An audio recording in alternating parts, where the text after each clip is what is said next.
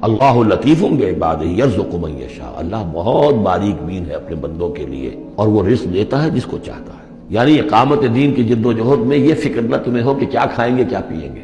میں آپ کو حضرت مسیح کا وہ قول بھی سنا چکا ہوں جو متی کی انجیل میں ہے، کیوں فکر کرتے ہو کیا کھاؤ گے اور پیو گے؟ کیا جنگل کی چڑیاں جو ہیں، جو نہ ہل چلاتی ہیں، نہ بوتی ہیں، نہ کاٹتی ہیں، لیکن صبح کو اپنے گھونسلوں سے نکلتی ہیں اور شام کو آسودہ ہو کر واپس آتی ہیں، تو وہ رب جو ان کو کھلاتا پلاتا ہے وہ تمہیں نہیں کھلائے گا؟ کیوں تشویش کرتے ہو کہ کیا پہنیں گے؟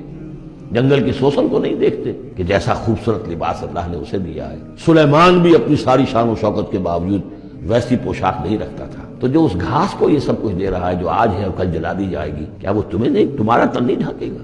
لیکن تمہیں ایمان نہیں۔ فرمایا اللہ لطیف ہے اپنے بندوں کے لیے۔ ایک دفعہ یکسو ہو کر فیصلہ تو کرو کہ اب اپنے آپ کو وقف کرنا ہے اس کام کے لیے۔ اللہ تعالیٰ وہاں سے رزق دے گا جہاں سے تمہیں گمان تک نہیں ہوگا۔ من یتق اللہ یجعل لہ مخرجا ویرزقہ من حیث لا یحتسب، لیکن اس کے لیے اللہ پر ایمان ضروری ہے، توکل ضروری ہے۔ ہاں تھوڑا سا اللہ تعالیٰ امتحان بھی لے لیتا ہے، سختیاں بھی آ جاتی ہیں، امتحان پھر آدمی ثابت کر دے کہ میں تو یکسو ہوں، اے اللہ اب میں نے فیصلہ کر لیا، اللہ پھر راستے کھول دیتا ہے۔